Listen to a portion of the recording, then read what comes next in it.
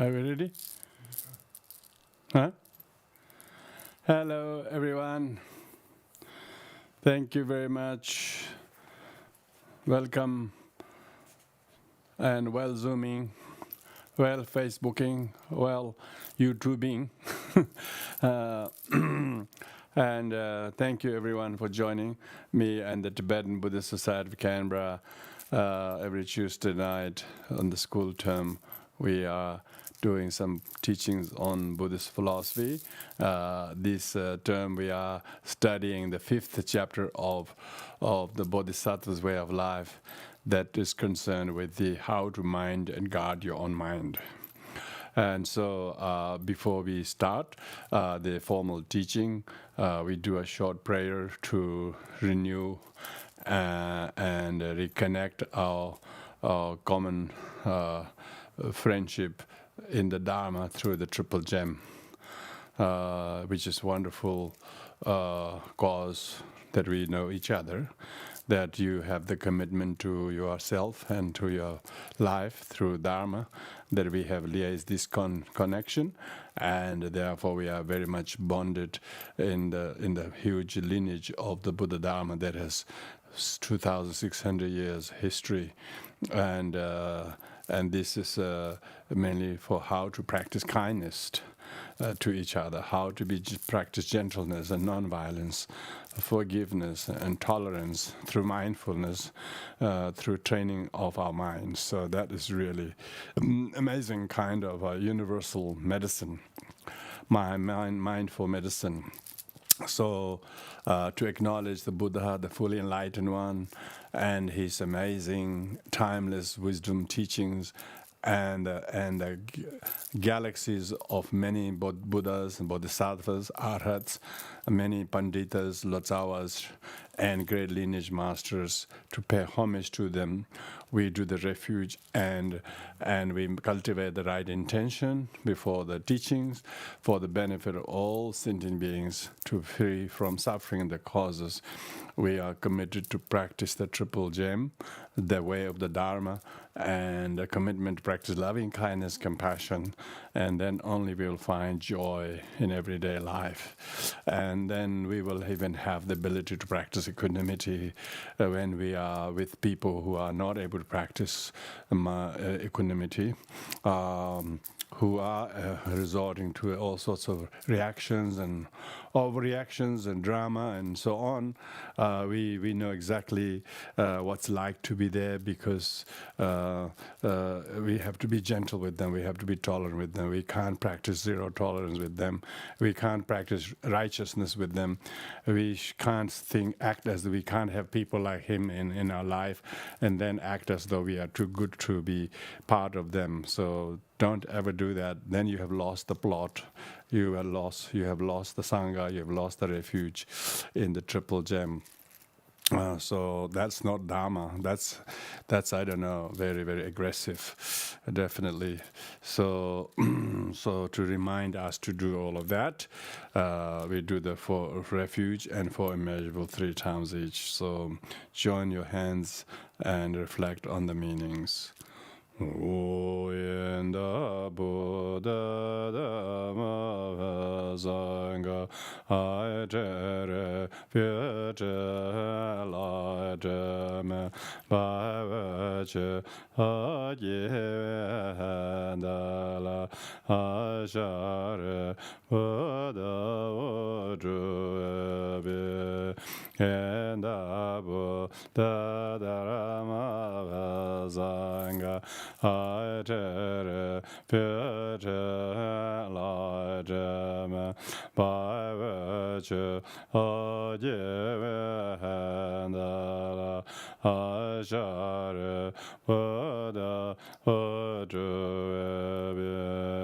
Enda Buddha Dhamma Sangha Aitere Pyete Laiteme Bhavache Agyendala Ashare Buddha Udruve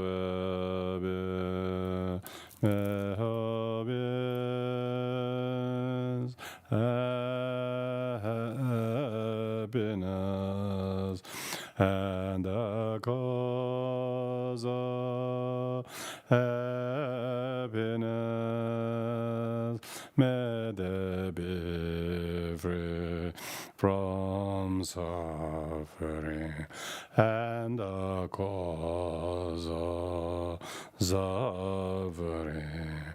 May they never from the happiness that no suffering. May they draw equanimity, free from her judgment and aversion to those near and far. May all beings have happiness and cause of happiness. May they be free from suffering and the cause of suffering. May they know a path of happiness that knows no suffering. May they dwell in equanimity, free from attachment, aversion, and those near and far. May all beings have happiness and cause of happiness. May they be free from suffering and the cause of suffering. May they know a path of happiness that knows no suffering. May they dwell in equanimity, free from attachment, aversion, and those near and far. Mosun Jimmy Jero Borojo, Majamin Gunam Gangawani, Zoran Reja, Dozanja, Janzal, Mgade and Gade Baranga de Borazanga, and Borazanga, and Gade Baranga de Borazanga, and Borazanga, and Gade Baranga de Borazanga, and Borazanga. Onga denga de baranga de barazanga de modazo, onga denga de baranga de barazanga de modazo, onga denga de baranga de barazanga de modazo, onga denga de baranga de barazanga de modazo, onga denga de baranga de barazanga de modazo, onga denga de baranga de barazanga de modazo, onga denga de baranga de barazanga de modazo, onga denga de baranga barazanga de modazo, onga denga de baranga de barazanga de modazo, onga denga de baranga de barazanga de modazo. Amanga denga de baranga de barazanga de bodazo, anga denga de baranga de barazanga de bodazo, anga denga de barang barazanga de bodazo, anga denga de baranga de barazanga de bodazo, anga denga de baranga de barazanga de bodazo, anga denga de baranga de barazanga de bodazo, anga denga de baranga de barazanga de bodazo, anga denga de baranga de barazanga de bodazo.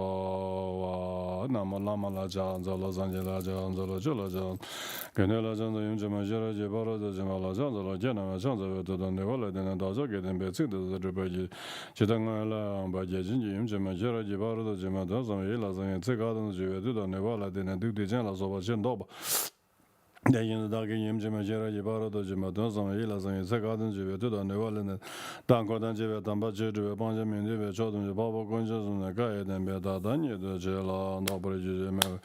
Shivara Jara de Jura Jura, Namala Janzala, Zanjala Janzala, Jala Janzala, Ganilla Janzala, Imjama Jira, Jibara Jamala Janzala, Janala Janzala, Dodanivala, then Dazaga Dembezi and the River Strangela, by Jijin, Imjama Jara, Jibara de Jimba, Tazamaila, Zing, Garden, Jiva, Nivala, didn't do the Janlas of Washington, they in the Dagi, Imjama Jara, Jibara, the Janzamaila, Zigarden, Jiva, Dodanivala, and Dankodan Jiva, Danja, Jura, Banja, Miniva, Jordan, your Baba, conscious and the guide and better. Добрый день, Мебаджи, Равда Жевраджо, Намаламала Джанзала, Занjila Janzala, Jala Janzala, Gendila Jan, Jamajara Jabara, Jamala Janzala, General Janzala, the Nevala, then the Zagadim Bezin, the River Jidang, by Jajin. Jamajara Jabara, Jamadazan, Elas, and Garden Jiva, to the Neval, and Dankodan Jiva, Tambajir, Benjamin Division, the Papa Conscious, and the Guy, and Betadani, Chair, and Doba Jija, Mavaji, Java, Rada Javarajo, Tabdan Jabdan, Doba, Dan Dixing, and Jamal, Zovision, Digital, and Dodos, Zovision, Jubala, Chitan, Nangazo, Brother Jabal, Neva Jivan Zedos, and Geridon Raja, Javadam, and then Nevajan, and Ravad, and the Badros of Trashi de Jan, then the Lejo.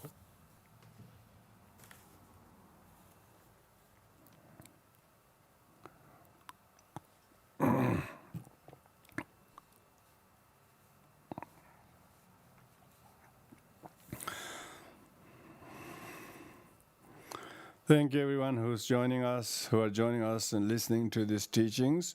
We are continuing where we left last week on the middle of the chapter 5, talking about the importance of guarding our mind.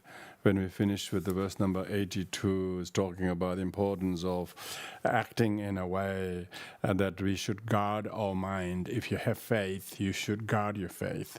You should, because to guard the faith means you have to keep your lucid faith and your aspiration faith, your unshakable faith together, so that because there are often doubts and indecision and all kind of suspicion, these things can come and rob your faith. It's so easy to someone to can destabilize your faith. So to guard the mind means if your mind has some safe things inside, you have to guard, keep you safe. We were talking about. So your faith in the Dharma, faith in the Buddha and the Dharma and Sangha should be protected. If you're guarding your mind isn't a physical thing. Mind isn't a physical thing you have to guard. It's the sum of the things that the mind has qualities that are good, such as faith in the Dharma and understanding of the Dharma, and you have to all the good works that you have already done in the past, make sure that you don't blow them away by a childish reaction, by giving rise to doubt and suspicion and so on, and therefore you should guard your mind in that way. Now we're going to move to the verse number 83. 83, it says, Jimbe paro chin la so, kone kondu che hyukche, shungu chen che medon, so che shenji tuan samo. So when you practice such as generosity, 6 perfection means 6 parameters. 6 parameters such as the perfection of generosity,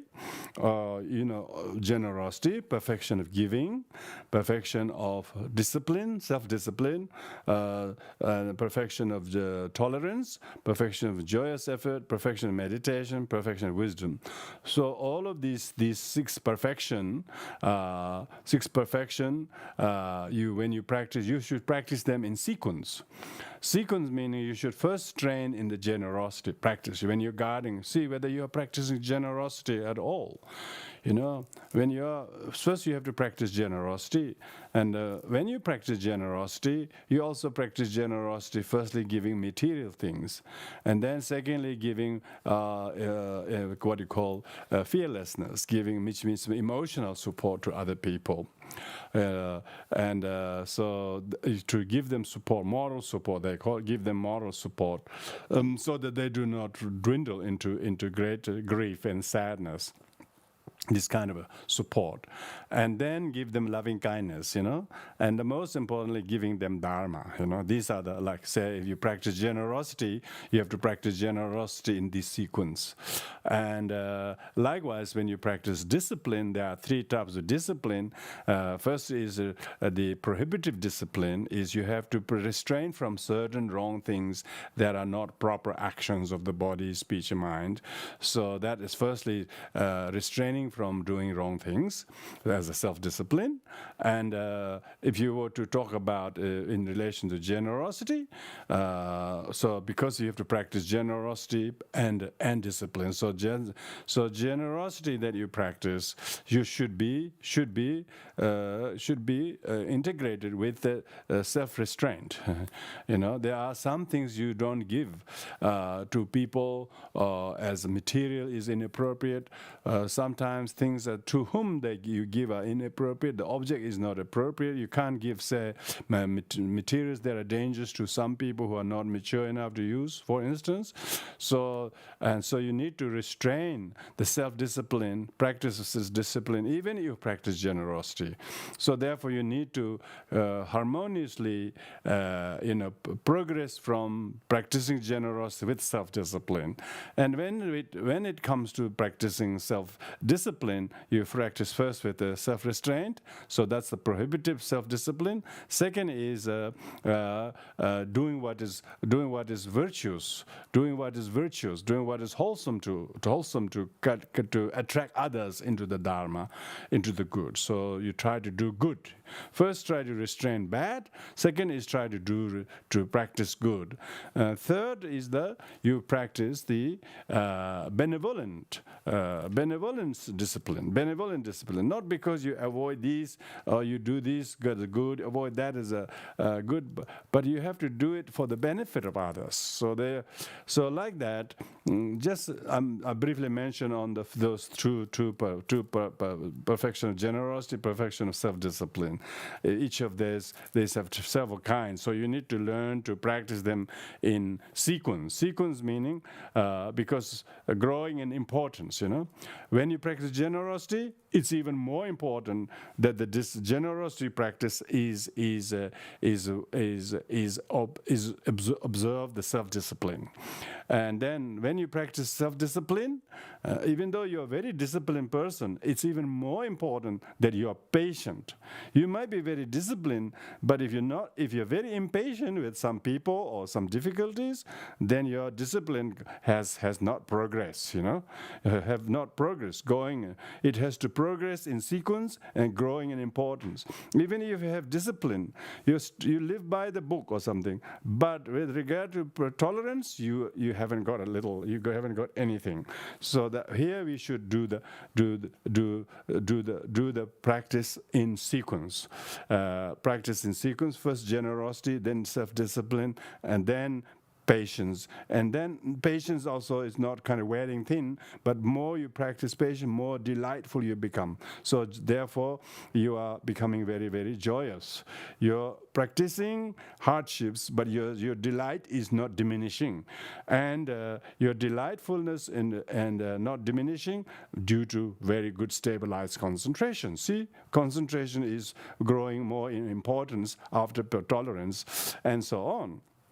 So in this way, it says you have to, if you're guarding your mind, you've got to remember what are the 6 parameters, how they should be practiced. And you don't think about, I'm going to have to practice generosity the rest of my life, it's too much. You don't, just today, just one day at a time. Even one day you should start in the morning, just that morning you practice generosity. And then try to discipline. Don't try to think of trying to think that you have to do this all the time and then you can't be able to do it and becoming too idealists. Take slowly progress in sequence, and so chunguchin che medom means do not give up. Do not give up big important things over small issues. That's like you work very hard to build a friendship with somebody. You help them maybe a lot, but which is very good, the greater good between you and them. But over small difficulties, don't blow it away. So that's how to guard your mind, So even if, say people have difficulty with their parents, don't they? Even if they have difficulty, there should be kindness and loving kindness and sacrifice that our parents made so incredible number of years. And so even if they made some fundamental mistakes in their life that has affected us somewhat, we should not react that, blow that away by this don't lose the big picture, they call it. That's what it means, The great should not be supplanted by the less, meaning do not lose the big picture by small issues, if you are guarding the mind, that's what I usually say, be soft on the person and hard on the problem, So, don't attack people while ignoring the real issue, which is your own impatience, which is your own righteousness. So one who's guarding the mind should be doing exactly the opposite. It's not about telling how wrong they are, but how to mind your own righteousness. That's probably more important. And it's because if you do that, then the goodness of others is the highest goal, isn't it? Goodness, what you can do for the benefit of others. Why you guard your mind?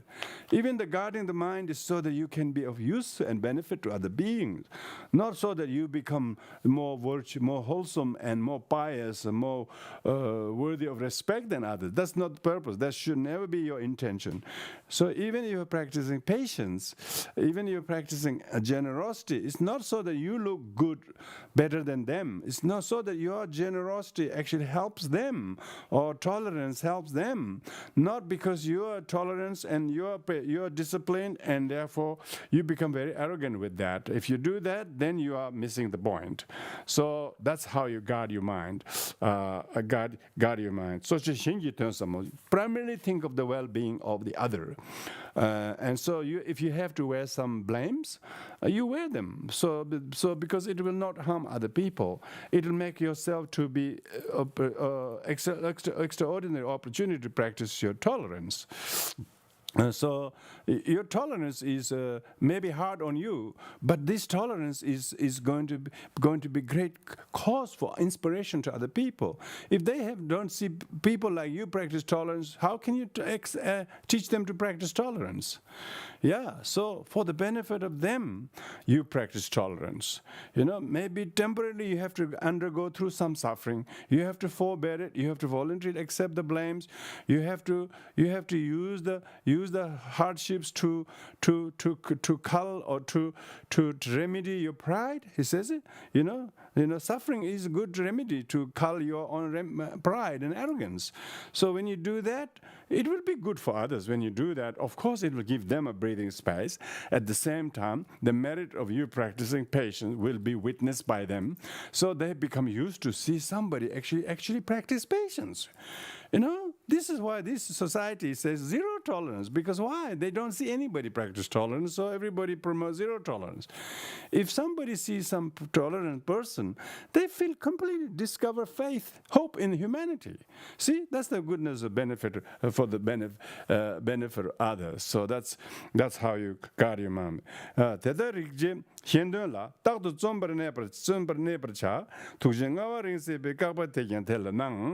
verse number 84. Therefore, understand this point very well, so that how can you best place to be diligent for the benefit at the behest of others.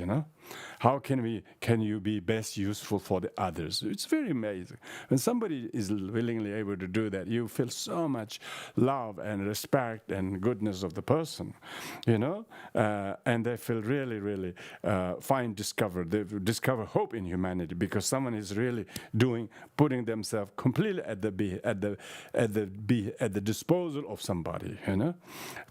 Always labor for the benefit of others. Yeah, we should never forget bodhicitta.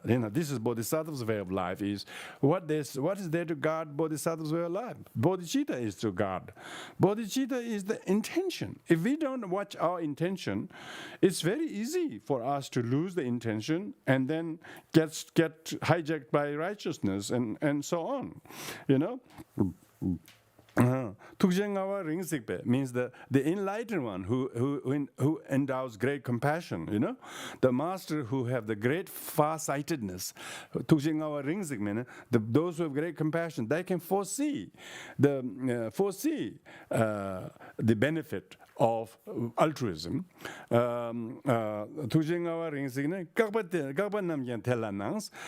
Because they have such far-sighted vision, the great compassionate one, they even have given some permission to do some things, those that are prohibited. Out of compassion. Temporarily, sometimes you may have to do something that is totally against your conventional rules. But should you do it for the benefit of others? Sometimes you do, not just for the sake of you looking good and you didn't do a thing, but for the benefit of others, you might have to go and do something that is prohibited normally, but the greater benefit of doing that for the sake of others is greater than you merely restraining it. So this is, of course, this kind of exception is good in the sense of you have to check your intention, don't you? Because outwardly you know what is right and what is wrong. You shouldn't do that. It doesn't. It says you can't do this. Everybody knows that. But one who's willing to do that, as a far-sighted one has has given permission. You also have to see what is your intention of doing it. And so you might have to wear some blame. You might have to wear some criticism. You will wear them. You will wear them. Yeah. Why? For the benefit of others. For the benefit of others. You know, if they notice someone practice tolerance, isn't that good for other people? And your intention was not for the sake of yourself, for the sake of others. Because of that, the far-sighted one has even given permission to do that. So this means that one has to be even more vigilant in terms of checking your intention. Because everybody will judge not by intention, but by action. You know, so this society judge each other by action. They don't judge by your intention. But there are cases in some of the legal situations that talk about the motive of the murder, you know, and so whether they are self-defense or whatever, you know, they try to give some difference whether the intention was to harm somebody or intention was to protect somebody. So you can see even a legal situation nowadays are actually checking the motive. The motive of the action rather than the actual action itself.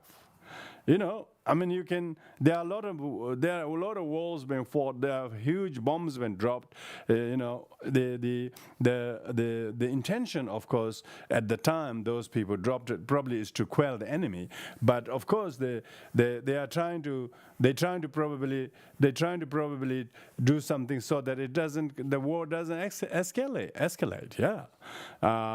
So there are things like that. I'm not saying those are best examples, but you never know what is the intention. So they never actually say that is what is your intention. Of course, everyone has to be cognizant of their own intention. To be able to read other people's intention, you have to be super good in reading your own intention. You know, so being able to check one's own intention to the extent of overlooking some conventional rules is a high order. So here Shantideva is saying the far-sighted, enlightened, compassionate ones has given permission that you can actually do that, but you have to know what warrants that. Yeah, what warrants that? So this is the mindfulness of what warrants that some things you can do, you know. So lobartung dang goime tang tushukne la goja. So therefore it says that rembatsam to saje the chugusuma tokpa jin. It says that one should behave in a way that you should eat moderately, you know. Eat only what is needful, they say. Eat only what is really, really necessary to survive, I suppose, to sustain your body. Share with those who have embraced the discipline. So meaning that if you have something, don't just take it for yourself, you know. You always have to share, offer something that you have to those who have embraced the discipline. You know, those people who have observed the discipline, or those people who are defenseless, who are fallen into evil states. So if you have something, think of the sharing to those three. One with objects of veneration, the object embrace those who are living according to the discipline. So this is talking about Sangha members, ordained Sangha members who are true to their vows. You should share and give something to them, their object of veneration. Second is objects of pity, the defenseless, the people who have no one to go for, to look or to find help. So defenseless to those who are undefended, homeless people or people in the street, or people who have lost everything, or who look very sad, or who are alone, or who be depressed, or whatever. You should try to give and share to those people. And all those people who have just transgressed something in their life, and they have fallen so low from the grace. And if to those you have to practice kindness. You don't look down upon those people. Give all except the 3 robes of religion, the 3 robes of Dharma, 3 Dharma robes. This is, of course, Shantideva as a monk, Buddhist monk, as author, he's saying to like-minded people like himself, he says, you should not give any material possessions for your things. You should not even keep food for yourself. You should share with these 3 people, 3 kinds of people: objects of veneration, objects of pity, and objects of compassion, and also it implies objects of gratitude to those saints, because sentient beings are the most viable object to whom you should give, you should share the things, except the 3 robes of Dharma. 3 robes of Dharma is strictly referring to the monastics, because you should give. Monastics wouldn't be in a appropriate position to be the benefactors of material wealth.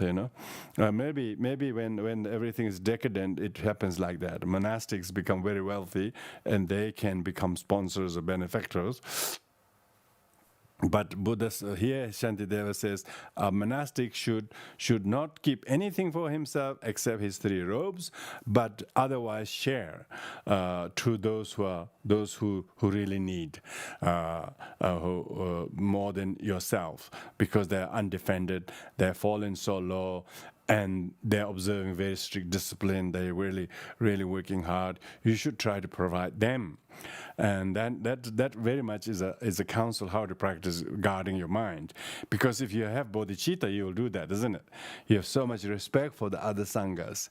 You have respect so much for them, love for them. You give to them, don't you? And like mother who loves her child gives so much to the child. But now we have to be the mother to all undefended sentient beings, because if you don't forget bodhicitta, that's what you should do. So you are only keeping the basic bare minimum for your survival, your robes and your food, but otherwise you should give everything for the sake of others. So this is talking about how you practice generosity. Generosity doesn't mean you have to be wealthy like Bill Gates or Anathapindika. Anathapindika is the very noble merchant of Shravasti who purchased whole Prince Jeta's grove and laid them with gold and purchased that and gave it to the Sangha. Like Bill Gates and his wife, family doing just like that. And this COVID-19, vaccine they are developing, much of the money, I'm told, was their donations. So these people are gifted in their mundane life to be able to do that. And so we should always see that. We should see that everything that you see and you have are all kindness of other people. That's really generosity, If you think like that, then you wouldn't hesitate to share what you have to people who need them just as much, if not more.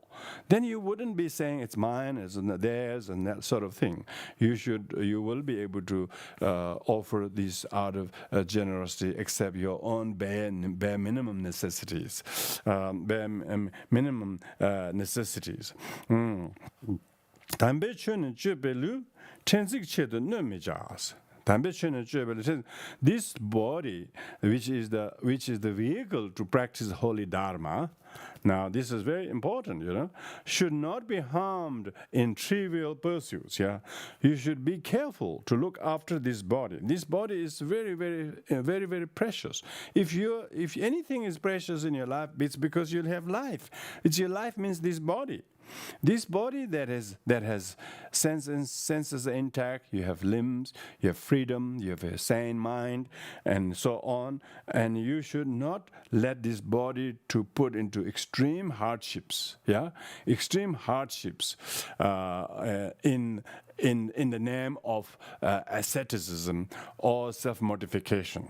Because lots of people push that. That's what the middle way, in middle way. Mahayana in Buddhist teachings recommends that you have to practice middle way. Middle way doesn't mean that you are cutting corners. Exactly, you're not cutting corners. Your life is very precious, so you don't drive this to extreme poverty and mortification as if you're so disciplined, And so Buddha himself tried that, and that's why Shantideva is saying, do not put this body to extreme harmful way for trivial pursuits when this body is the very most suitable vessel to practice Dharma. So therefore, do not waste this body for other mundane activities. So that means you don't indulge this body for temporal kind of pleasure and satisfaction only, even though there are some basic necessity, the food, clothes, shelter, and the medicine, these things. So he is saying that don't let the body to be harmed by not even looking after the food, clothes, and medicine to the extreme poverty, extreme sort of self-mortification. Self-mortification,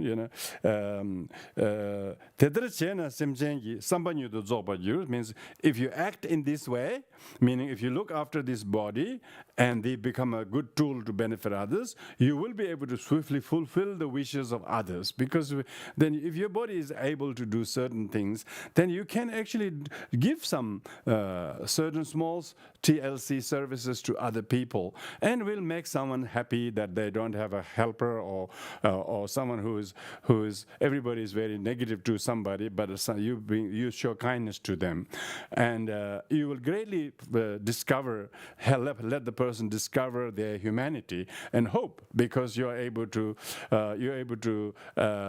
make your life meaningful by not wasting your life to extreme asceticism and extreme kind of useless practices, but that actually has a direct benefit to other sentient beings. So therefore, your body, your speech, your mind, and particularly that which has the very well guarded bodhicitta in the mind, then you will be able to fulfill wishes of the, like someone like Shantideva,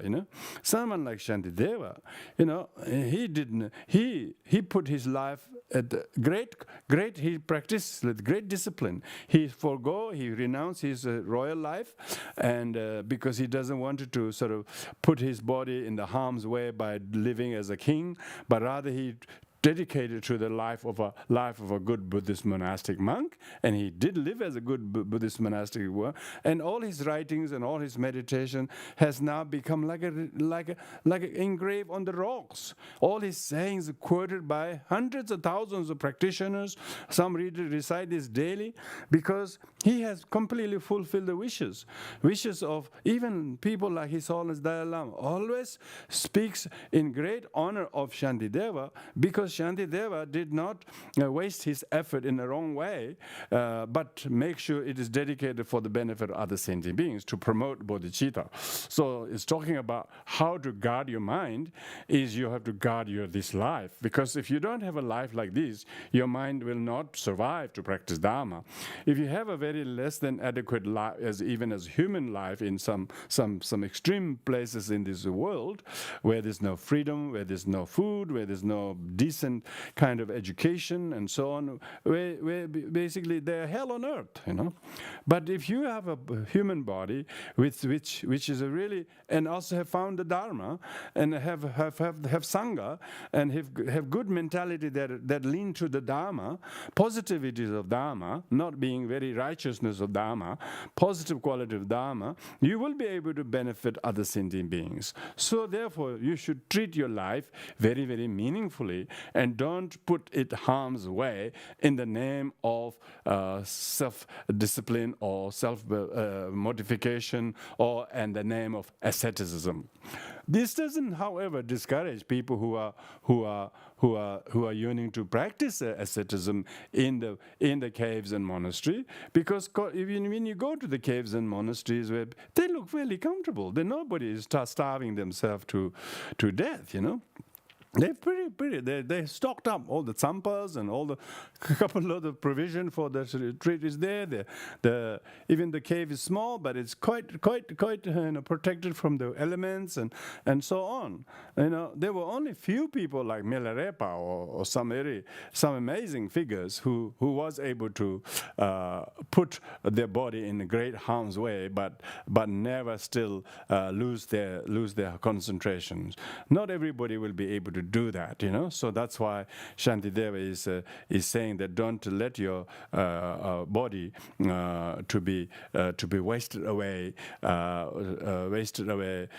for trivial worldly pursuits, say just name or fame or sports or some kind of competition and things like that. And so many people who have put their body in a sporting activities have damaged their shoulders, broken their ankles.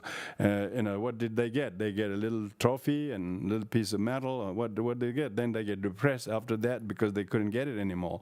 So this kind of people, it will totally break the heart. So one should make sure that one's body is not wasted in doing such worldly things, but practice Dharma and in order that you will be able to fit enough to benefit sentient beings. So that's the verse number 86. 87 goes to say that Nyingje Samba Madaba Lunde Tawar Mijate. Yeah, so they say you should not give up this body.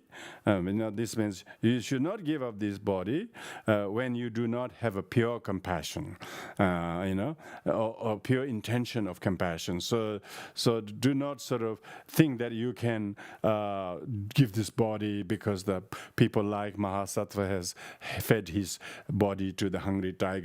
So their generosity have many types: generosity, great generosity, perfection of generosity. Some people can give things what they don't need, and other people give what they really need. They have themselves. They really rather give to somebody who need more than us, and so they're able to give that usually they wouldn't dare to give, you know. But those people who give the body will be firstly very, very few. But even when people want to give their body, without pure compassion and motivation, they should not give up, because firstly, anyone who receives your body as a gift are probably very, very desperate. Maybe they want to eat you or something, or out of revenge or something. So giving your body when your compassion is not pure will only without pure intention of compassion, you should not give this body away for whatever the purpose is.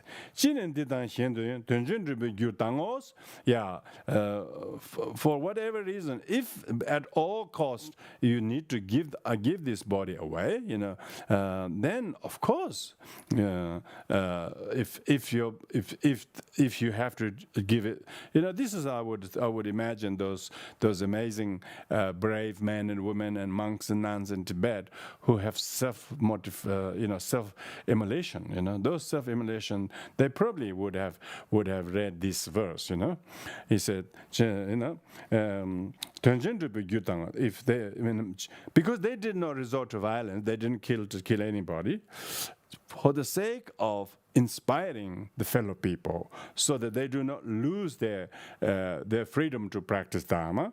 And even if they lose the freedom to live, but they really want their death to go no wasted, so you should give your body to serve and to fulfill greater purpose.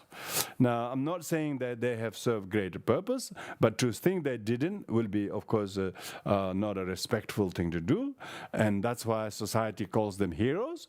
Even in our civil society, Australians take great pride and pay respect to our soldiers who died. We think they died for the nation, and we don't want to say anything less than that, do we? Because they definitely did die in the name of the country and so on, and they don't die for nothing. A lot of them, the firefighters go and die. A lot of them, there are lots of bodhisattvas, unsung bodhisattvas. They have not consciously taken bodhisattva vows, but where they really felt they have given their life. When push comes to shove or something like that, they have actually sacrificed their life for the sake of the benefit of others. Because they have to die. They have to die anyway once. I heard in a video. I think this is true. Professor Samdong Rinpoche has said over an issue to do with this Shugden cult group, and I think they must have blackmailed him, or they have threatened him he'll lose his life, or if he become very, very against the group. Because he's the prime minister, after all, he has to say things according to so that all the Tibetans pay heed to His Holiness Dalai Lama's wishes.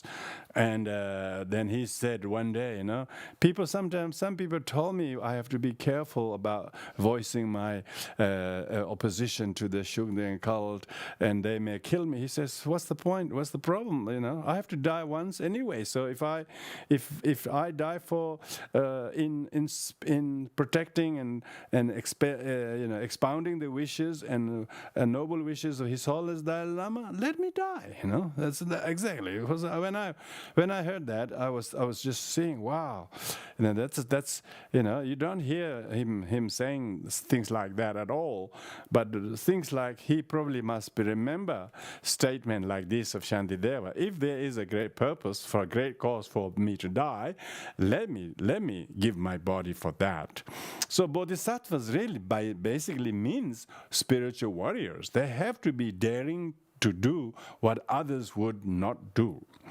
Such as take the blames, accept the blames, take responsibility, and so on. Quite a lot of people, practitioners, do that. Some people might be accused of something, they haven't done anything, but they just accept for the sake of what the teaching says, accept all the blames. And some people think that he or she is completely guilty over that, but they're doing it in order to fulfill the wishes of those, and so that his or her taking the blame become their own practice, and let that become the exhauster of whatever karmic debt they are, and so therefore they accept. They accept that. Quite a lot of practitioners do that. Because they have read things like this. Shantideva's writing has changed people's mind, have changed people's way of life and how they will adopt. Because what he said is really written with, completely armored with bodhicitta himself and act of bodhisattva deeds himself. That's why it does. That's why the whole book is called Bodhisattva's way of life. So that's why it is important to be able to see warriors. You don't call bodhisattvas or spiritual warriors. It means someone who's brave to overcome, brave to fight the fiercest enemy is ego and self-centeredness. And being able to recognize that as enemy is also very few. So the bodhisattvas has completely different direction. They're not armed with the weapons to go and kill the enemy. They're armed with the wisdom so that they can turn inside and try to quell the demon within. That's the kind of real kind of foe or real kind of enemy, is one's own self-centeredness. tigers. And so if there is a purpose of conquering this self-centeredness for the sake of greater good of many, and then let the Bodhisattva do, because if it is going to serve the purpose, that's what the ever-crying Bodhisattva, Sadaprarudita, as well as the Mahasattva, the one Bodhisattva who fed his body to the hungry tigers. It's actually feeding a tiger is not really so important, but he realized how many times I have avoided doing things like that, thinking it's more important about me. But for the hungry tigers, saving the hungry tigers is not the only cause.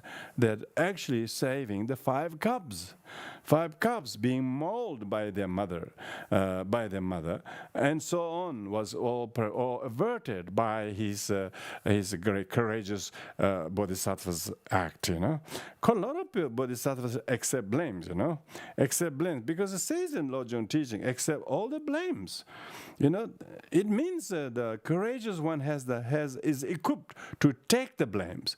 Take the blame doesn't mean you don't take, you don't think that other people have any responsibility. Other people will have their karma, will trail them, follow them. You don't worry about that.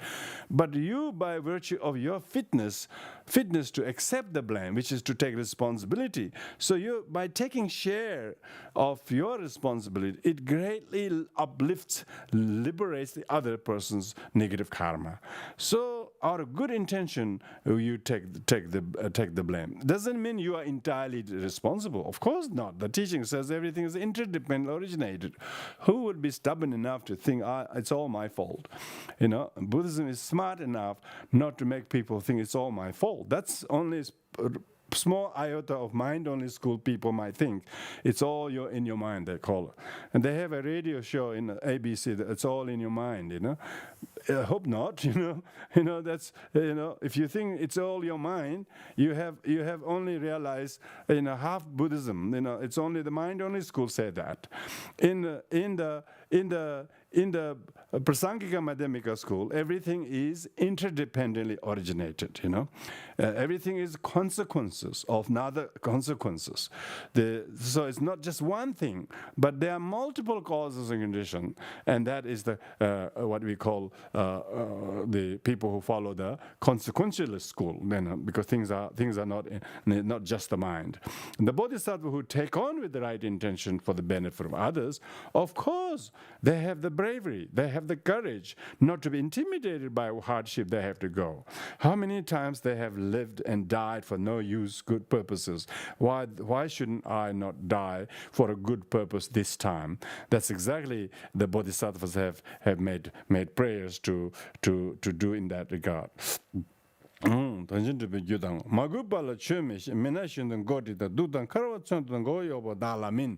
Now this verse 88 specifically is in relation to giving teachings.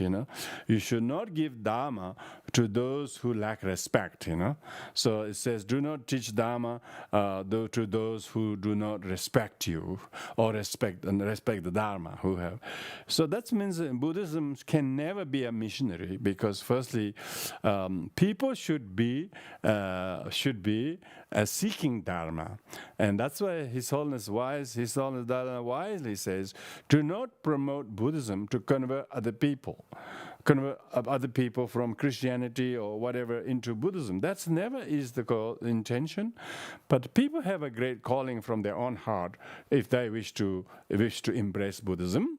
Or Buddha Dharma as their spiritual way of life, then you should teach them properly, So that's to teach them properly according to the proper respect the Dharma and lineage and the teaching should be given in accord. So and traditionally when the teacher teaches Dharma, they usually sit on a throne. It's nothing to do with status of the teacher. It's more of the respect to the Dharma. Subject matter is very important, and therefore do not teach the Dharma to those without respect. It so means people shouldn't try too hard to teach Dharma as if they're desperate to find followers or students and things like that. It should not be. So they should have dignity of not teaching, firstly, unless you are requested. Even you are requested, you should not teach those who lack the respect. To those who like the Sikh wear clothes around the neck, around the head. So this is talking about etiquette. You should not teach the Dharma to those who do not show the proper etiquette or wearing hats or turbans or things like that. I mean, I don't know, this sort of thing. Like His Holiness Dalai Lama, I remember in 1985, that was first, 1975, that's the first time I attended his Kalachakra in Bodh Gaya as a novice, and there were like thousands, there probably 30, 40,000. Those days they considered a lot. And there was not a single, there was a tiny little tent or something over His Holiness' head. Otherwise, everybody is in the scorching sun. And His Holiness was saying, now you can put on your hat, put on the umbrella or something. He says, this is not show of disrespect to the Dharma or me, because you're burning on the head. So His Holiness gave them permission. It says here to those people who are wearing hat or carry weapons or putting umbrella over their head, you should not teach. This is kind of a kind of etiquette, when people listen to the Dharma. Tibetans usually have this kind of long hair and then long, so they actually have to remove that, and hair's actually down, and so no elegant hairdos, no kind of parasols or umbrellas or turbans. They should not teach to those who show no respect to the Dharma, and those who keep their hats up on the head. So the people should remove the hat. Some places wearing the hat is the most kind of auspicious time, but this is something to do with it's merely an etiquette thing, because practitioners themselves also, before they sit on the throne, they usually do 3 prostration and pay respect to the throne. They should think that the throne is actually Buddha Shakyamuni Buddha's throne. Nobody is really teaching any original Dharma, because original Dharma is only taught and realized by the Buddha. So if anybody is teaching, they simply paraphrasing, they're only explaining what the Buddha taught. So therefore, they should not have the arrogance as if they themselves teaching something out of their own original knowledge. They should not. So that's why, because of the teachings of the Buddha, one should show respect and therefore should not teach to inappropriate audience who did not request, who did not ask. You should not teach those who lack respect and those who do not value them. So this is Shantideva was mainly addressing to would-be teachers who, if they know the subject, they shouldn't be saying I can teach, and always try to find the opportunity to teach. Most practitioners should really be very hesitant, very reluctant to teach. Firstly, they must show, if someone asks to teach, they say, usually etiquette is you should always say somebody else in the vicinity who's a little more learned than yourself, you should ask them to teach. You should go and ask him to teach, because he's much more knowledgeable, he's much more senior, he's much more learned and senior in his knowledge and realization than me. If you said that, people will say, wow, that's a really good. Instead of saying, I can teach everything, come to me, but actually recommend to somebody. So that's what all the Buddhists Buddhist organizations and communities and centers should act very ecumenically, saying that you should go to such and such teacher, you should go into such center, instead of saying we are we, they are they, that kind of very, very little groupies, And that's why some people say they're very confused with going to different centers. Why they're so confused? Because they think they're going to some lineages. They're not Buddha Dharma. The Buddha Dharma is Buddha Dharma. It's not lineages. Lineages are only certain ethnic sort of some kind of conduit through which this teaching has come. But actual teaching is the same teaching as the Buddha. And so therefore we need to always talk about others who are more senior, others who are more knowledgeable, and you should go and receive teaching from him in such and such place. One should recommend like that, instead of as there we are better than the other, don't go to others, and that kind of thing, of course, will be exactly opposite. So come to us, we teach the right stuff. That kind of arrogance would be worse than teaching to those who are wearing hats and carrying umbrellas. So that's that. Now verse number 89 goes to Mela Sabtan Gyachetang, Keba Meper Pume, Mela Choki, Menta Choki Chonala Tsumber Gube Kuntu Che. So this is now talking about when it comes to you giving that teachings, you should teach appropriate subjects to the appropriate audience. So do not teach the vast and deep. So this is talking about the Sabbadan Gyacheva. So that we're talking about the vast teaching of the Madhyamika philosophy, or teaching of emptiness that are too deep. Do not teach the meaning of emptiness and vast meaning topics like that to those upon the lower path. So one should not discuss some profound teaching of emptiness to the inappropriate audience. That's what we're talking about. This was now 7th century, 1300 years ago. Of course, even today, that people do things like that. But in the Vajra, those people who are in Mahayana Vajrayana, they cannot not afford to hear teachings on emptiness. Now, whether the teacher and the situation under which that teaching on emptiness can be taught, or some people never heard anything to hear teaching of emptiness. People may interpret that as a nihilism, denialism, and so on. So some people misinterpret Buddhism because of that. But sooner or later, you need to give the real teaching. So these days is not quite like that. Most people are very educated. They can read books. They have exposure to many forms of philosophy and knowledge. So it's really good to hear this very, very penetrating teaching on emptiness. So I must say that here Shantideva's teaching is a little bit sort of 13th century is old. Like His Holiness Dalai Lama teaches emptiness quite a lot of time. He talks about emptiness. He says every other religion talks about thou shalt not, thou shalt not. All the things, 10 precepts, all those things are all the legal thing nowadays. It's covered by law, except the wrong view. All the 10 non-virtuous deeds are covered. If a person kills, steals, and murders and rapes, they're all punishable by law. They don't need to have taken any Buddhist teachings. They're all covered. But only thing that Buddhist teaching really distinguish is the right view. And right view is teaching on the ultimate truth of emptiness. So how can we not teach that, Shantideva? Everyone who practices Vajrayana, if they don't understand emptiness, they're not fit to practice Vajrayana. And that's why a lot of people claim that they are Tibetan Buddhists, but they haven't got a clue. They're so biased to some deities and lineages and schools. They're so attached. It's all about non-attachment, all about emptiness of self, let alone lineages, schools. You have to start every meditation Vajrayana from out of emptiness, And so how can we not teach emptiness? Yet people take Kala Chakra or vow, big empowerment and so on without any emptiness. Exactly. So without discussing teaching on emptiness, how could people practice Vajrayana? Even people to practice Heart Sutra. Even all the Mahayanas read Heart Sutra at the beginning of every Buddhist function.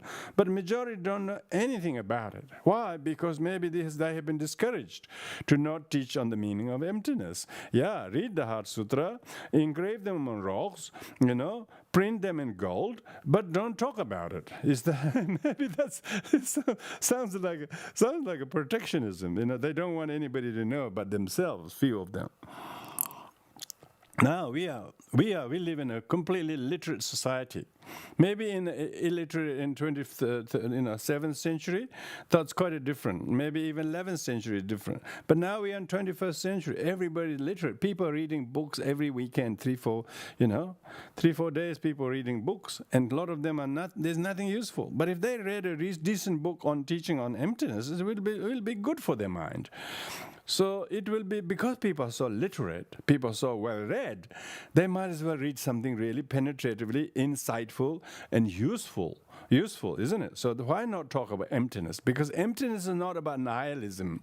Emptiness is affirmation that self that you think you are but conventionally, but ultimately not. You're just merely labeled.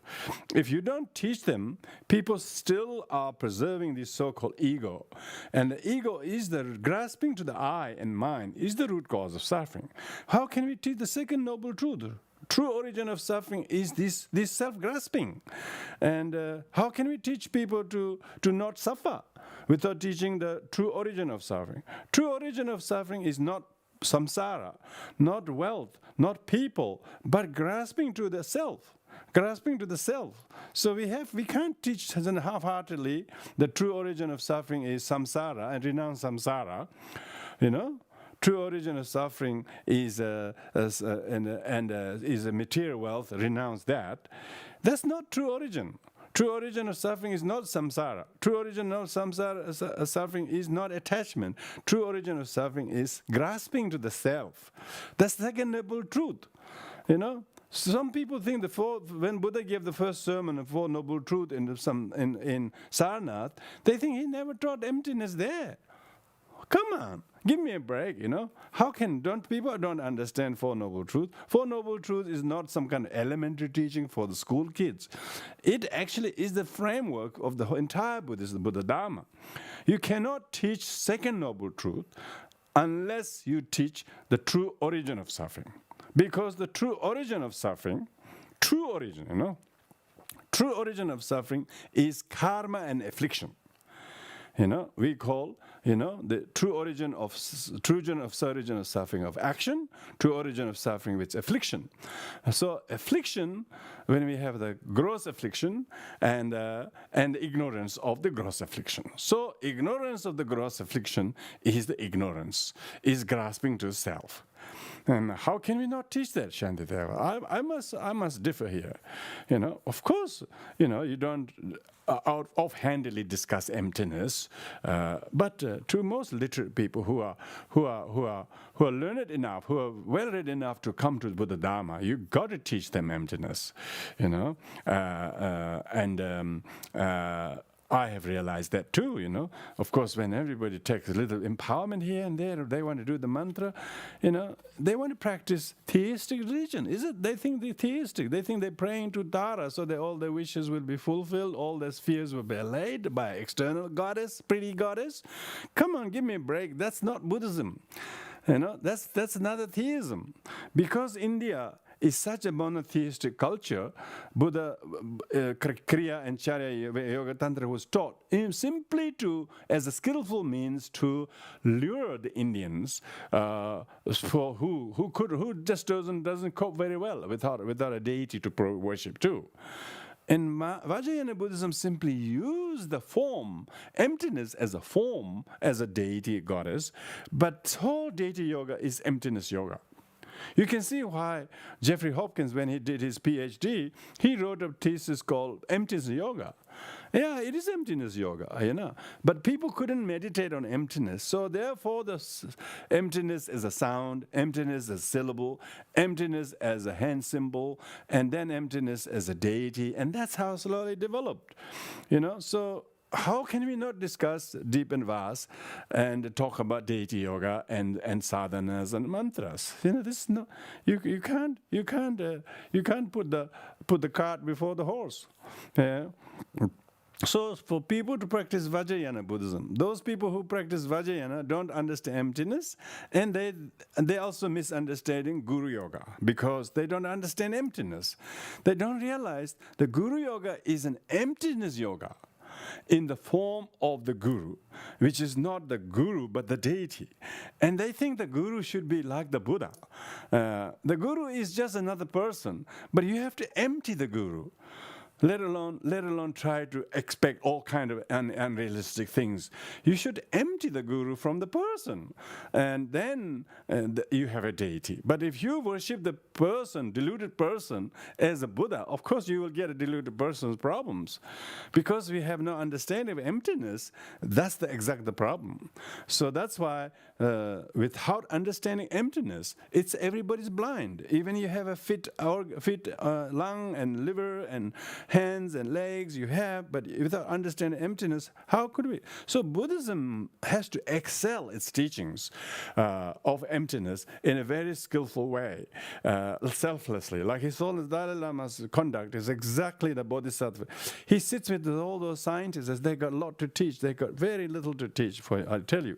But His Holiness giving generously his time, sitting with them as he got a lot to learn, sit there with his skillfulness, but he's actually teaching emptiness by his humility, And so when you look at that, that without teaching emptiness, there's not a lot of Mahayana and Vajrayana Buddhism to go around, So that's why we have to understand that. But here, of course, for the sake of the text, Shantidevas do not teach vast and deep to those upon the lower path.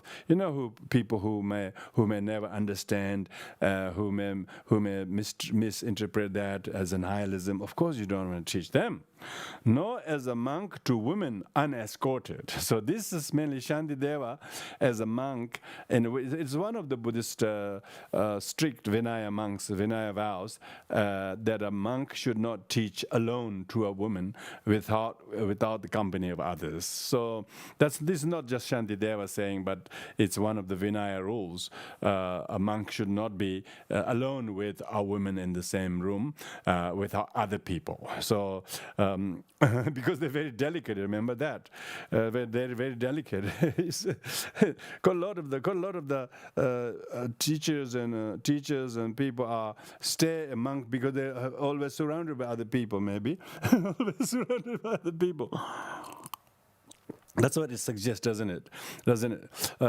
Teach with equal honor, low and high, according to their path. This is talking about you have to teach. Not only don't teach for someone like a woman without other people as a monk. It's talking about as a monk, because it is not appropriate for etiquette, culture, whatever reason, and also that kind of, there shouldn't be any private teaching. This kind of private teaching stuff. Private teaching is a so teach with appropriately according to the level of intelligence and knowledge of the individuals. So you need to adapt the teachings according to the capability of the would-be student, so that's why I remember, when from the early 80s, when I start coming to the West and sharing Dharma, I knew that you can only talk about mindfulness and calm abiding meditation. That's why we just taught secular calm abiding meditation. That's how our center started, because everybody wanted to learn how to meditate. And this is in the early 80s. Nobody was teaching them. None of the Tibetan Buddhist centers were teaching calm abiding. They were all teaching deity yogas and Anuttara yoga empowerments, and I knew that there definitely was not a lot of call for that. Some people will receive those high empowerment just because the teacher is very high or very revered, and then they receive just for the sake of blessings or something, but actual high empowerment can never be given. So, only after, when His Holiness Dalai Lama gave the color chakra, I was quite astounded by the number of people attending and people receiving me without any background whatsoever. But His Holiness skillfully gave many, many elementary teachings for the first few days, and sort of giving them some kind of a little bit of a culture offering of Tibetan Buddhism, the color chakra, Sen mandala, and so on and so forth. But you can see this kind of performance of Vajrayana is itself as offering of culture Buddhism to, I suppose, to promote itself.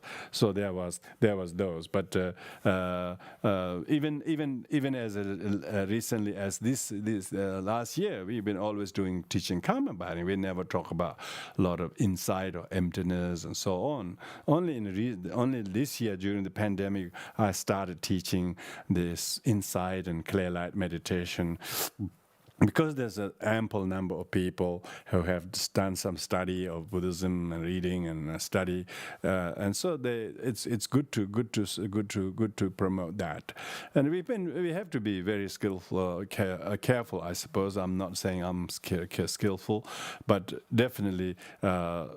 We are looking at a very, very literate kind of audience now, unlike the old days, where for instance, when they give vows, everybody repeat. The monk recite and everybody repeats, as everybody can't read, But that's not the case anymore these days. So we have to adapt and change few things in relation to that. Relationship to that.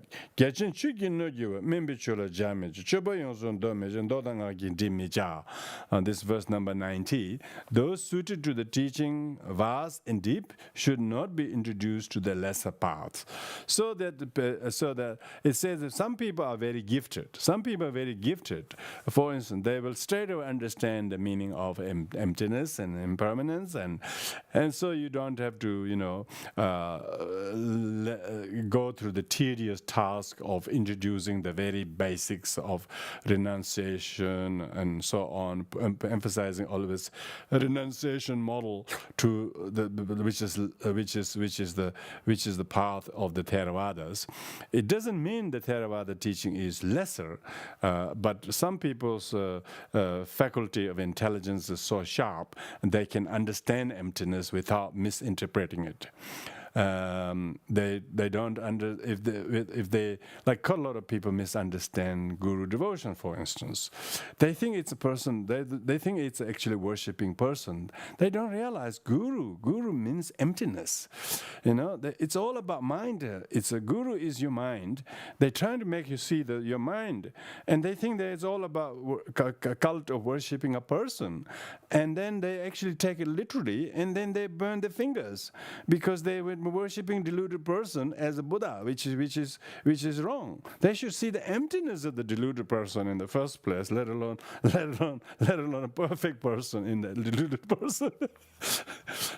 You try to see conventionally try to worship a deluded person as a perfect person. Of course, you will disappoint it. You should empty both the deluded one and perfect one, both emptiness. Guru Yoga is about understanding nature of your mind. It's not about worshipping someone who's perfect. Even in the 16th century, they had this discussion that you can't find a perfect teacher. You cannot find a perfect teacher. Why? Because there's only Buddha is the perfect teacher. Only Buddha is the perfect teacher. Otherwise, we will have so many Buddhas. If you realize the correct view, everybody is a Buddha. But if you haven't realized that, then you will not see one, no matter who they are. So therefore, don't misinterpret. This is why when people think they understand Vajrayana, when they don't understand the very basics of the emptiness, only by understanding emptiness, nature, mind, then you can take up Guru Yoga and Deity Yoga. If you don't do that, then even though you teach them vast and deep, but they still haven't understood the vast and deep. They take everything literally as the words in the book says. But basic practice you should not forsake, confused by talk of sutras and mantras. This is Shantideva talking in the 7th century. There's already confusion even then. People are thinking that one is better than the other, and then sutra is lesser and mantra is better, that kind of thing. Of course, sutra actually teaches emptiness. If it's not the sutra that doesn't teach emptiness, and then the Vajrayana came and taught emptiness, not like sutra teaches emptiness on a one level, but that emptiness that is no self, basically no self, and renunciation.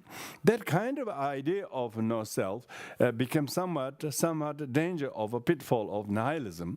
So therefore, one should not confuse the talk of sutra and tantra as two separate things. It's just that tantra is only in a special methodology, but actual view is still the sutra. There's no really separate Vajrayana views. It's still the right view taught by the Buddha in the Eightfold Path, called a right view, and later on the Indian teachers call it different names, but that's a different concept. But actually, the idea is still the right view of no self. A right view of no self. The 3 principles of the path, or 4 distinctive features of Buddhism, or 4 seals of Dharma. Of that, the emptiness is there. It's nothing uniquely. Vajrayana is simply use a methodology. So if one thinks the Vajrayana as a separate thing, without intersecting it into a very understanding of the sutra.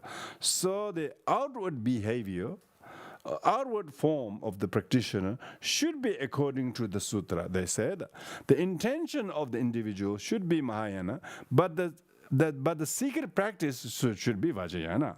So they are actually mutually inclusive practice, not mutually sort of exclusive practice, as people tend to distinguish one from another. Even in Tibet, they suffered that danger of people think that they shouldn't do any Vajrayana at all until they have done sutra for many, many years. As a result of that, this kind of division created some kind of some monastery, they don't allow any drums to be beaten or bells to be rung because they think they're very sutri or something, But basically, they become very, very, very, very conservative, elitist, what you call literalists of the sutra.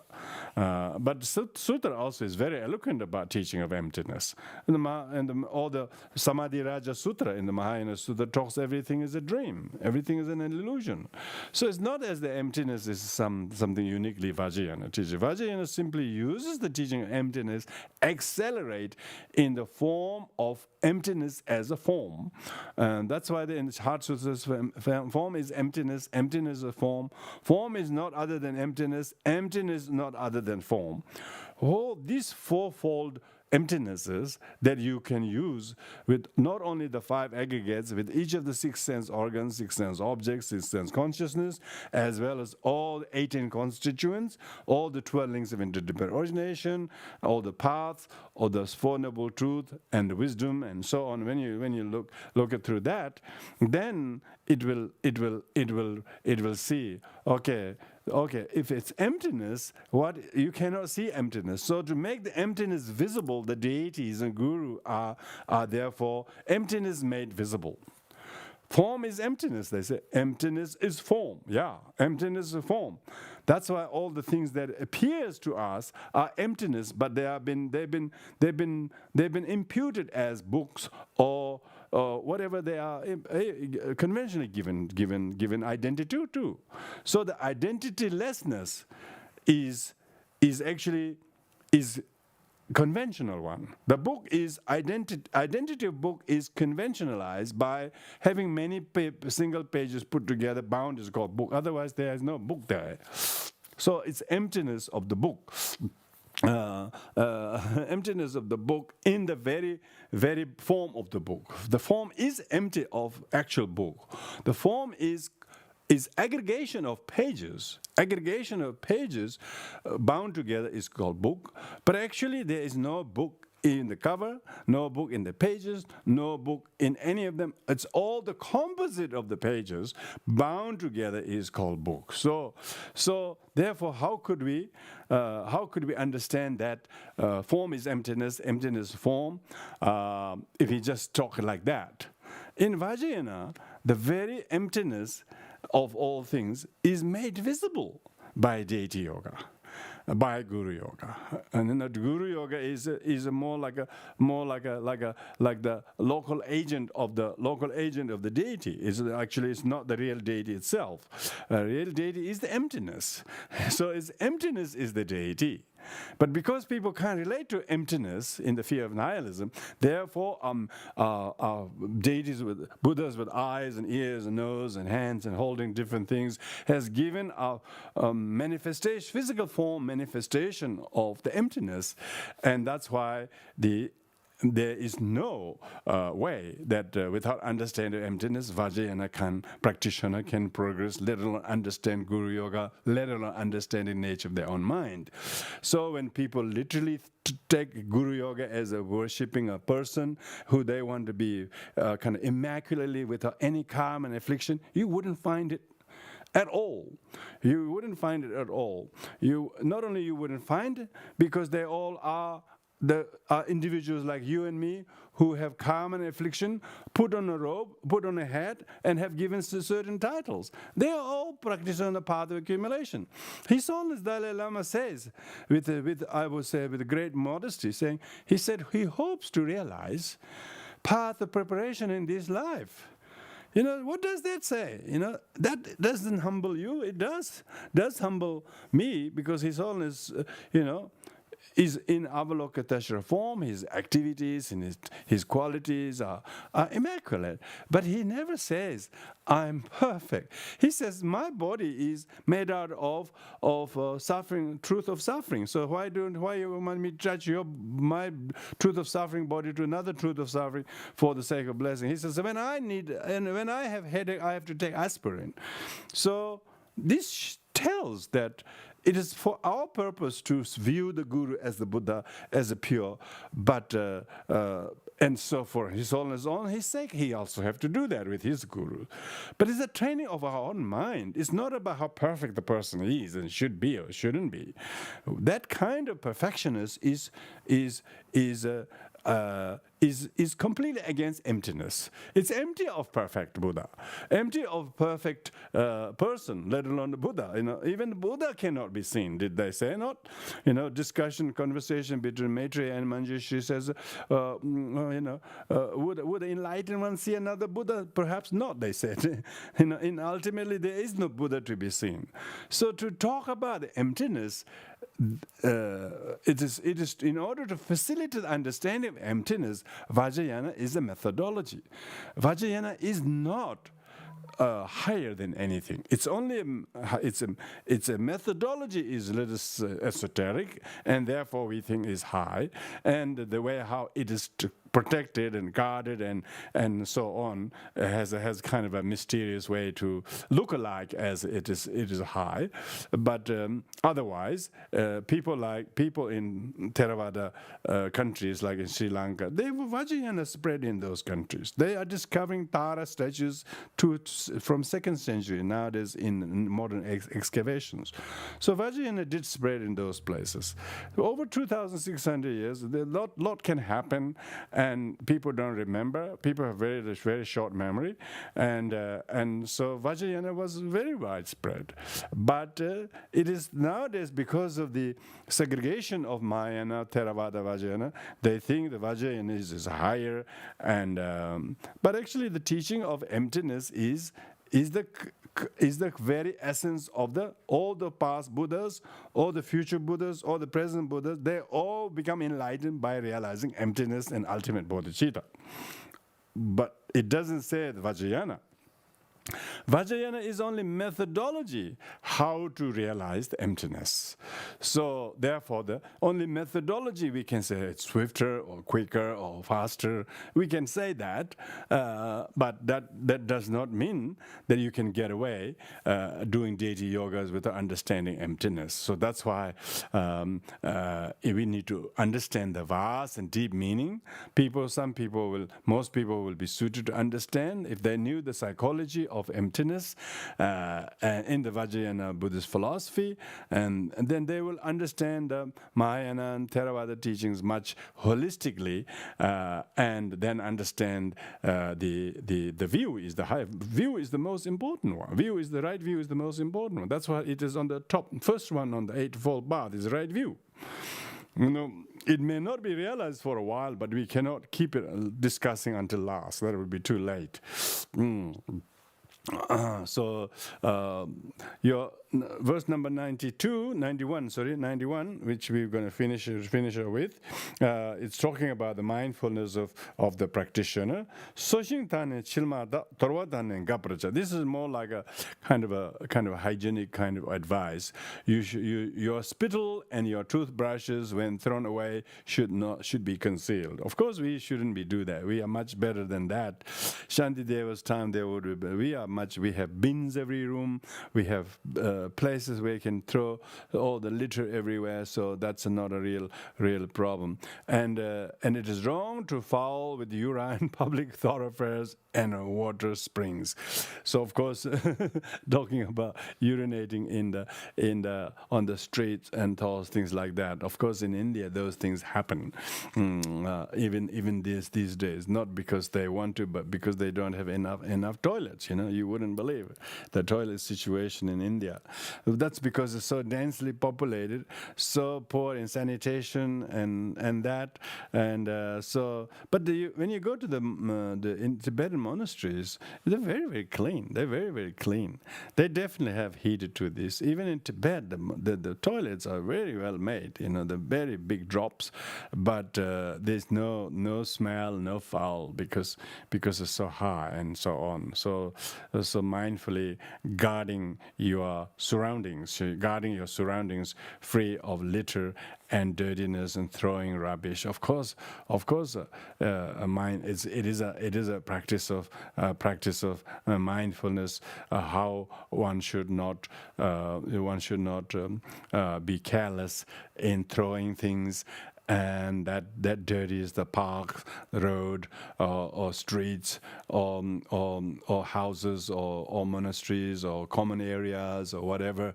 Of course, one will never do that. So even most countries in the world have street cleaners with street sweeping trucks and so on. So they have all heeded to Shantideva's writing in 7th century very well.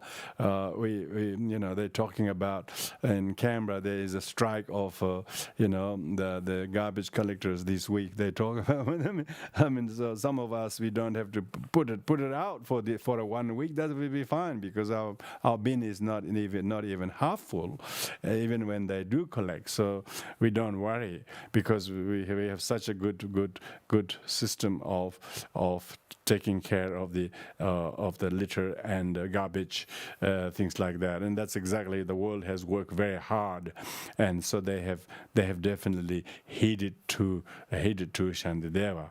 But throwing spittle and throwing kind of things like that in India is still a big problem.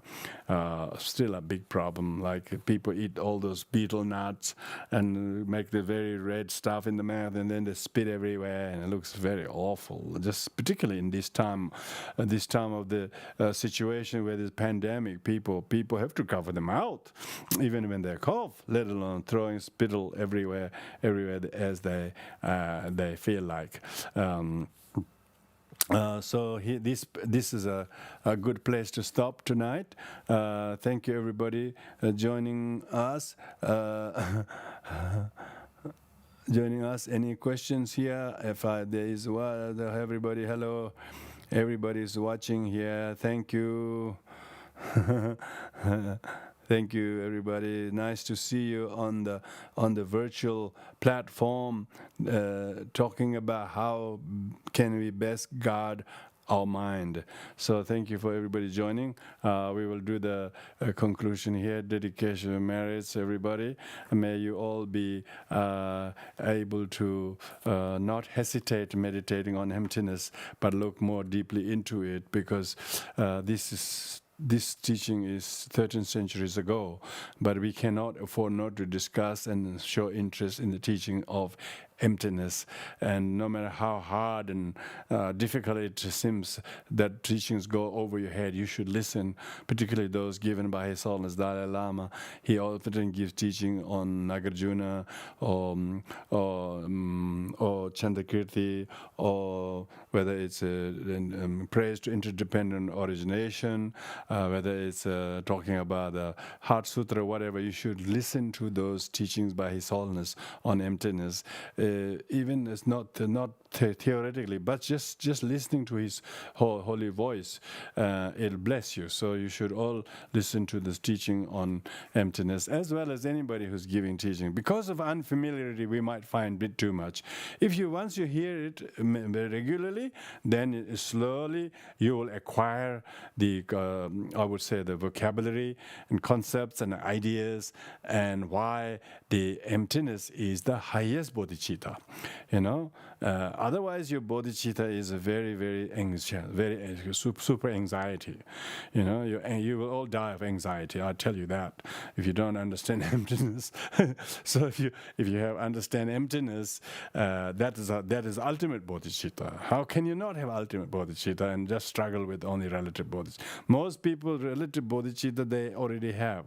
They're not able to seal the relative bodhicitta practice of generosity and tolerance and so on, and they just too attached with that deed, and they think what they practice tolerance is truly existing, what they practice generosity truly existing. They're so grasping to that.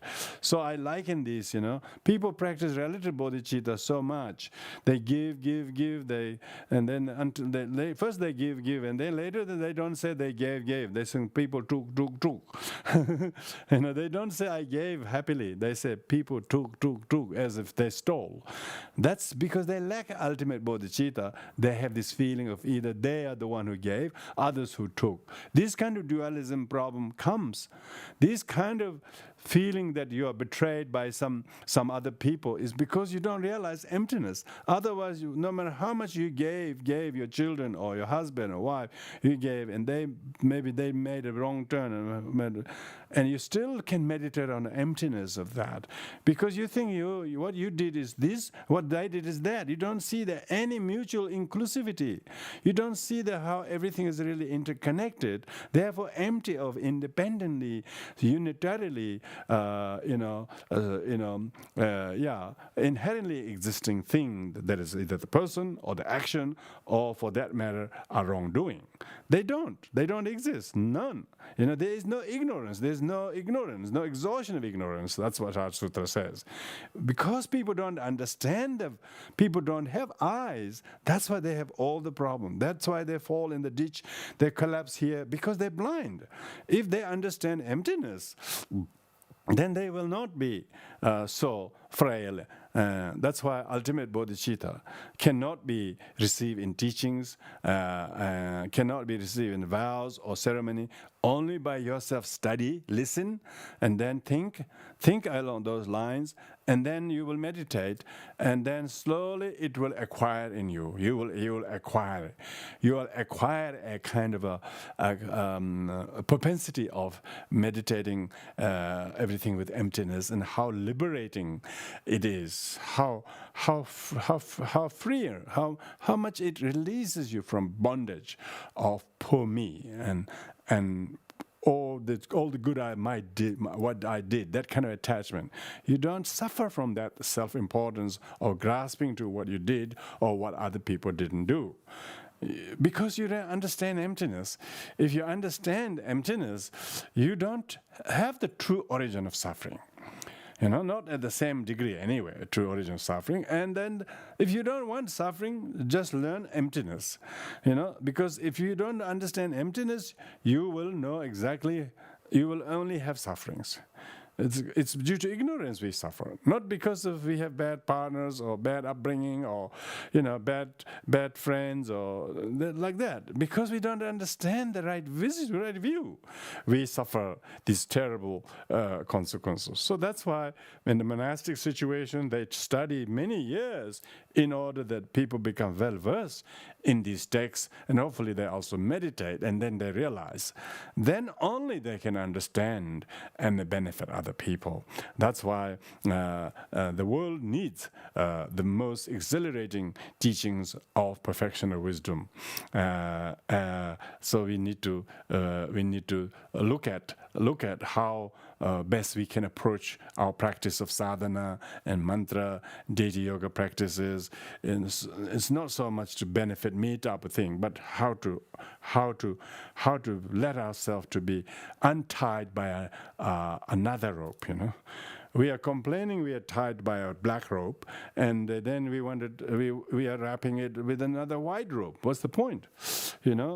If suffering and karma are bad, sure, the teaching teaches how not to suffer, have karma. But if we are still getting attached to ourselves and grasping to me and my school, my lineage, my teacher, all that sort of, that's just that white rope, you're binding it. So it shows you become even more narrow-minded, Some Buddhist students never go to other centers because they're bound by white rope. They're so narrow-minded because they think it's them. They are the only one. They are good. They don't realize even I and me and everything is empty of inherent existence. So that grasping and clinging, attachment to one, aversion to another, is definitely another white rope. So that's why it is important that right view has to be emphasized. Even all the tedious chapters that you read is so that you can understand emptiness. How could you not get the right view teachings? And so that's why one needs to understand the context in which what Shantideva was talking, and at the same time, when he writes these 10 chapters, when he writes the ninth chapter, he doesn't say, you're too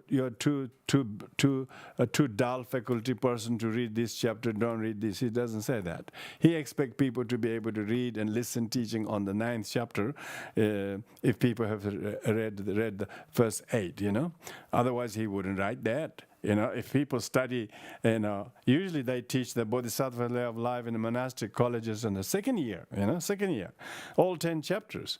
And what do you think they're teaching? They're studying all the other subjects, other topics like Madhyamika or perfection wisdom later in the years. But they already have heard teaching on the 9th chapter, very complicated chapter, by the way, on emptiness. So it's not some elementary book. The teaching of emptiness comes fairly early on. So that's why one should not be intimidated by teaching on emptiness. One should become more acquainted and familiarized, and then you can see the insight and wisdom why we need to understand just that, because that will then greatly boost you, empower you to practice relative bodhicitta. And otherwise, relative bodhicitta practitioners are fatigued by the relative bodhicitta that seems to be truly exists. They think what I did is truly existing, what they didn't do is truly existing, and then we are emaciated by poor me. But there's no you, let alone a poor one, if you understand the perfection of wisdom. So that's why it is such an important topic. Thank you very much, everyone. Let's do the dedication merits for the benefit of all sentient beings, because when you listen, it may look like you are listening, but if this little bit of kind of influence drops into your mind and penny drops, slowly one day it will have a ripple effect in your lives. And so therefore, we are offering these prayers to this very troubled world by this pandemic and fear of everything. But they don't realize there's only one fear, that is the wrong view. May they come to know that and eliminate those darkness and dispel those darkness by the light of the Dharma. Om Bade Mere Mere Avaraga Da Deva Benzanga Homneze Mehaile Bere Rabi Brande Oshana Pata Desenede Herenda Mahayana Deje Vadeva Mereda Havagra Meho Bimbe Gazdela Truhoda Mahayana Jiji Courage Manju Shinewode Azama Dabada Delava Following all the Hezamba Aisha Dedege Odimere Mede Hezelem Bodhisattva Tebe Vedana Yedanza Ved has been Bomeyedenger Freely Pedadi Generation Janju Samjo Rinpoche Maje Banam Jejuruji Kiba Nyamba Mebaye Gone Gondam Bewajo Duzun Jibe Jawa Damjeji Ngawa Kanla Chodu Ngawa De Dagi Gewe Zawa Digun Sambo Jeje Raudu Ngawa Raje.